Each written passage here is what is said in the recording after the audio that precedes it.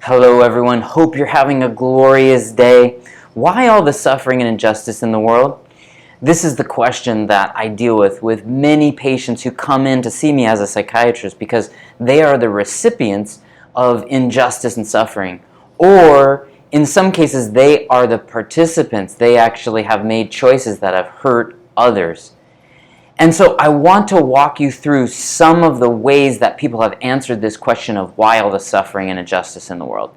And the first one goes like this: well, our genes are in control. See, all our choices are just the spin of an electron in our brain, and that causes our choices. And we have no responsibility in this. So our choices are arbitrary.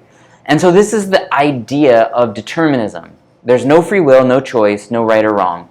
It's the naturalist materialist explanation, the atheist explanation. It removes God from the situation. So man's choices are not evil. It's just suffering and injustice are a consequence of the randomness and chaos of this world. The problem with this is the solution is humanism.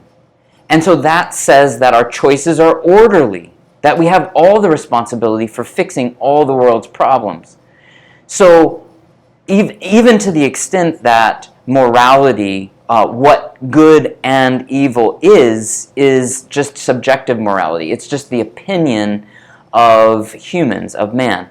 And so only man's ideas can overcome suffering and injustice to eventually create a utopia. This is the idea of humanism.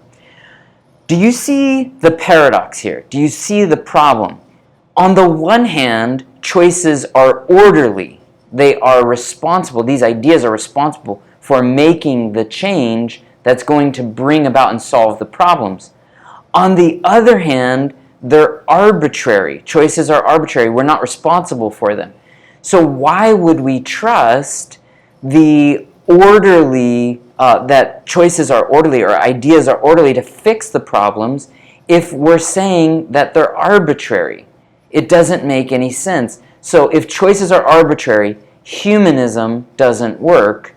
And if choices are orderly, well, then we have a mind, and determinism doesn't work. Because free will and choices and behaviors are causing suffering. They're contributing to the injustice. Now, we all know this reality that we're living in is that we all contribute to suffering, injustice, and evil in the world. We're all aware of sin. We all experience this responsibility and feel this guilt. So we set about righting the wrongs by earning cosmic favor. In fact, this is how most people believe in the world. I would reference the show The Good Place. See, most people believe that if you do more good than bad, you're in heaven. That's how you get into heaven. And this is the idea of religion. We earn favor with the universe or God. So we earn the favor of the supernatural. And so it's performance-based. We have the responsibility for righting our wrongs. And all the religions of the world have some system of this. Even works-based, legalistic Christianity has this as their basis. So this is also exemplified in a movie called American Gospel: Christ Alone. It shows some of the money preachers and prosperity gospel that is works-based Christianity. It's earning the favor of God, that you get in the good graces. Now, the problem with all of this is that suffering and injustice happens to people who do these acts of religion. So it leads you to the idea that maybe you haven't appeased the universe or God, or perhaps religion doesn't work.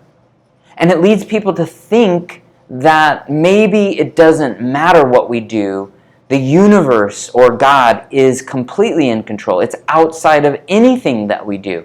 And that leads to this next idea where the universe or God is in control. We're fated. There's no control over the events.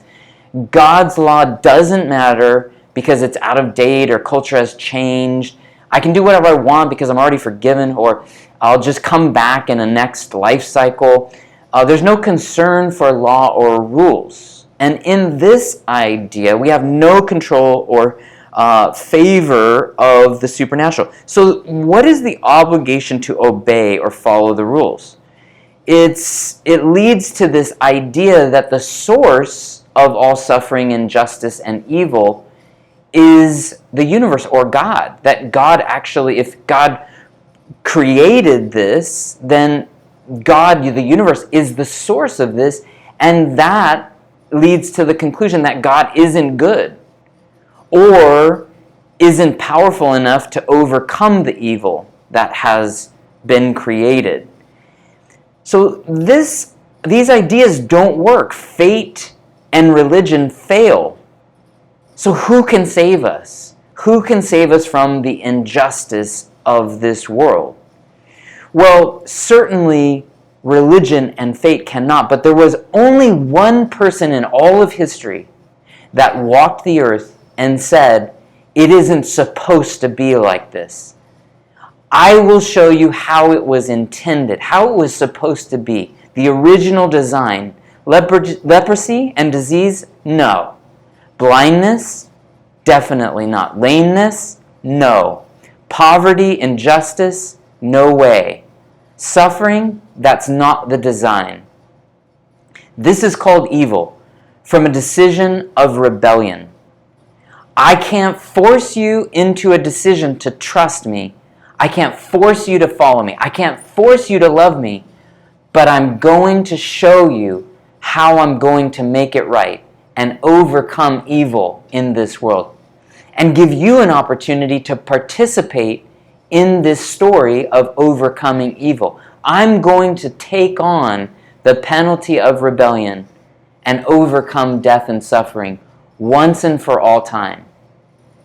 Now, I don't know about you, but no Pujari, no Buddha, no rabbi, not Muhammad, has ever made such a bold claim with historical validation of a resurrection to prove it. That is not a religion, that is a relationship. So we can't save ourselves with religion. Only Jesus made this bold claim he can save us from the sin, injustice, and evil in this world.